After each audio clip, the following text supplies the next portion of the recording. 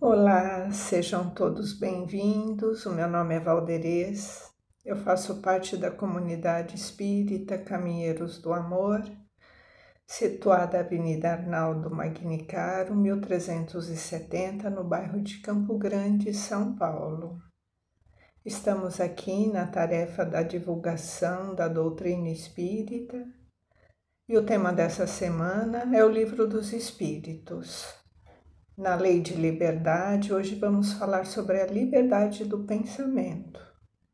Mas antes de darmos início aos estudos dessa semana, vamos fazendo a nossa prece de abertura, que é a maneira que temos de pedir a Deus, a Jesus e aos benfeitores, a inspiração para as reflexões que iremos desenvolver no dia de hoje, que nós possamos ter a compreensão das explicações dos benfeitores sobre duas questões, que nós possamos ter a compreensão do que nos traz a doutrina espírita sobre todas as leis, as leis naturais que regem todo o nosso universo, a lei do progresso, que também nos inspira na busca do conhecimento, dia após dia, buscando sempre essa interpretação assertiva através do modelo de Jesus, que nós possamos também trazer todos esses ensinamentos para os nossos dias, ampliando a nossa compreensão de compartilhar com o nosso próximo tudo aquilo que necessitamos para nos tornarmos mais equilibrados, mais assertivos e mais fraternais. E assim, nessa alegria, pedimos licença para iniciarmos os estudos dessa semana. Então, todos bem-vindos. Como dissemos no início, temos duas questões, que é a lei de liberdade, e hoje vamos falar sobre a liberdade do pensamento. São duas questões. Nós vamos fazer a leitura e depois um resumo da compreensão do que nos traz essas respostas dos benfeitores.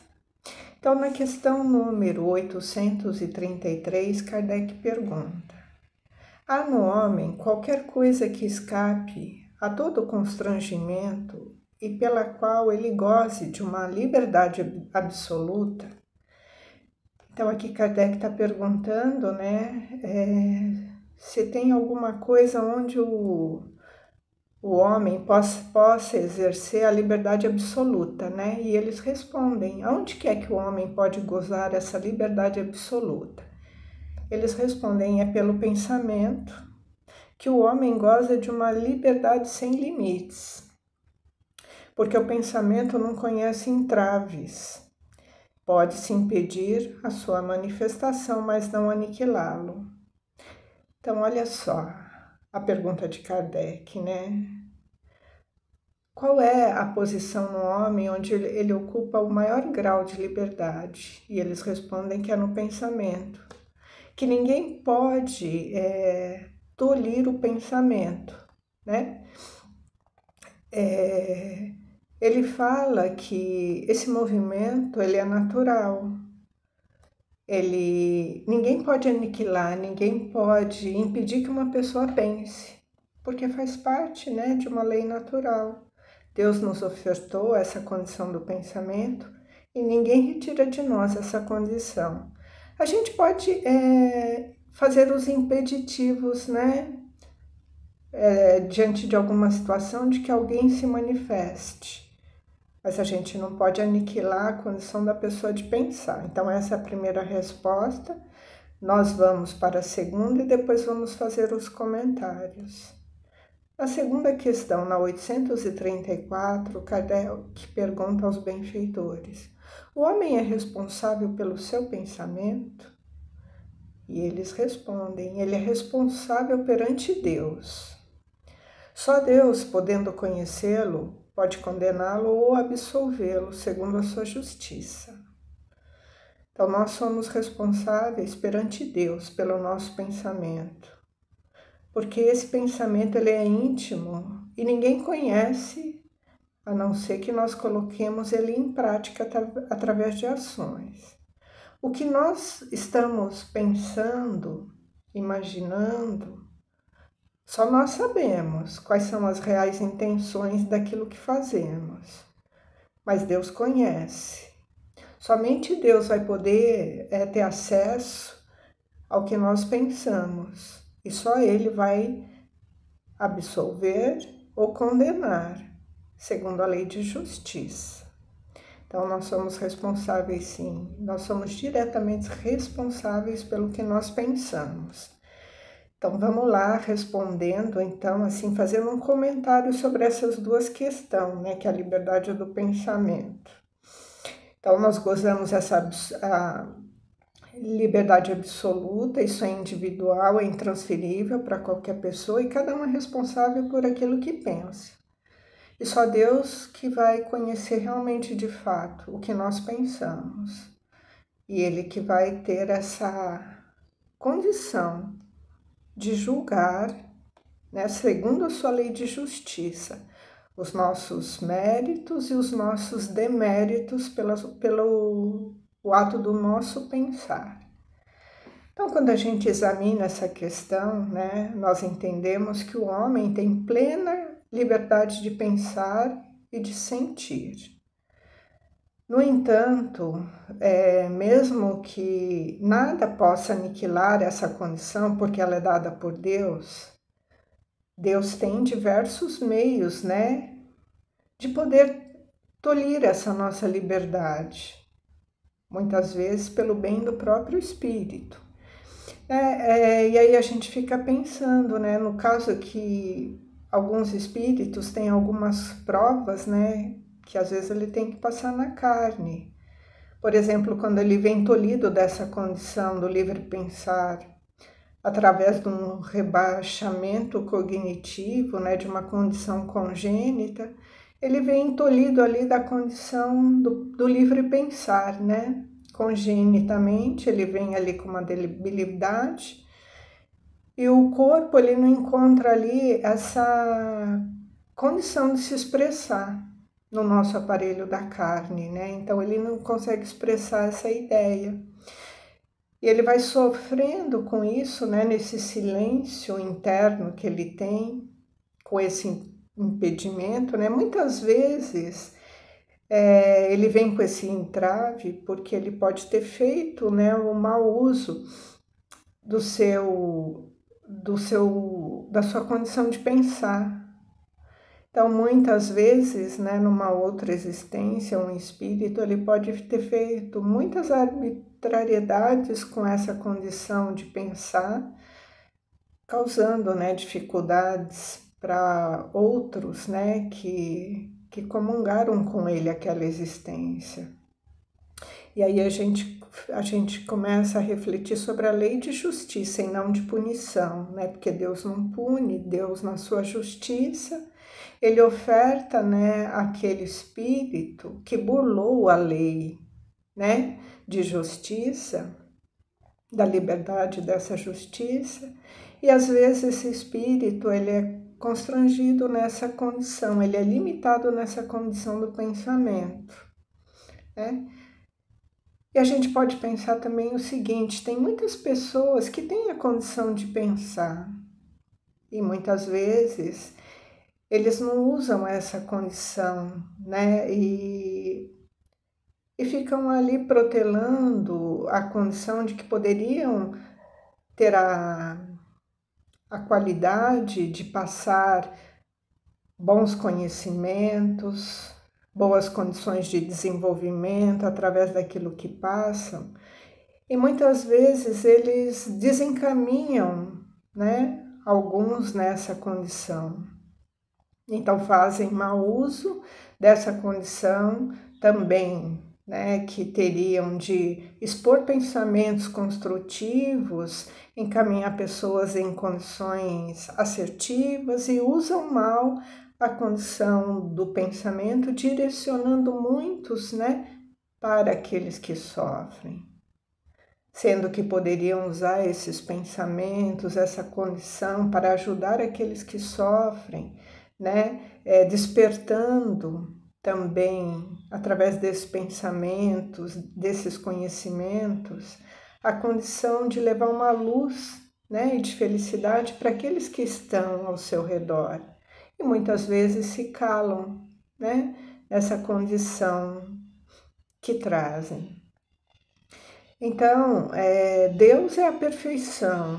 Então, Ele não ia fazer nada que fosse tão divino para ser usado de uma forma equivocada. Então, nós temos sim a liberdade de pensar, mas temos que pensar com assertividade e que esse presente de Deus ele tem que ser usado de forma assertiva sobre essa responsabilidade que nós temos e essa liberdade que é o nosso livre-arbítrio, que nós temos que fazer o dom, né, desse raciocínio e usar isso ao nosso favor e fazer também a favor daqueles que nos cercam, né?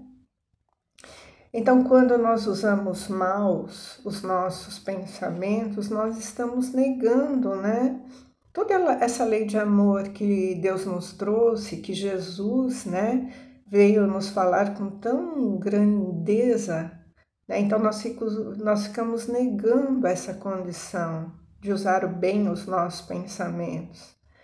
Então, nessa posição que nós nos encontramos, né, nós não podemos perder a boa vontade, né, de usar a nossa condição do pensamento, de tentar nos melhorarmos e ter boa vontade, né, e nos incentivarmos todos os dias na condição de nos melhorar, de nos aprimorar, de melhorar esses nossos pensamentos, para que esses pensamentos possam encontrar a condição das boas ações.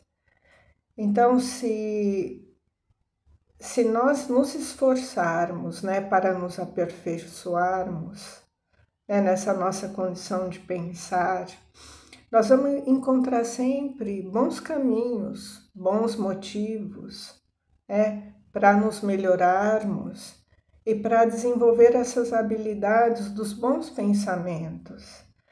Então, esse nosso pensamento, ele faz com que nós gozemos muita liberdade. E essa liberdade, muitas vezes, não avança naqueles, né, que não podem suportar ainda o que não conhece. Mas essa faculdade do pensamento, ela é muito grandiosa, porque quando pensamos, nós também vamos atribuindo às nossas ações, às nossas emoções, né?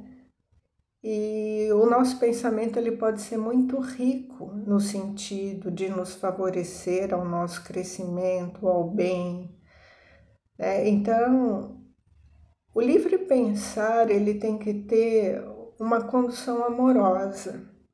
E Jesus ele nos trouxe um caminho, um modelo que nos auxilia muito nessa maneira que nós possamos usar esses nossos pensamentos, sempre nos direcionando para esse progresso evolutivo, nessa construção da nossa transformação moral.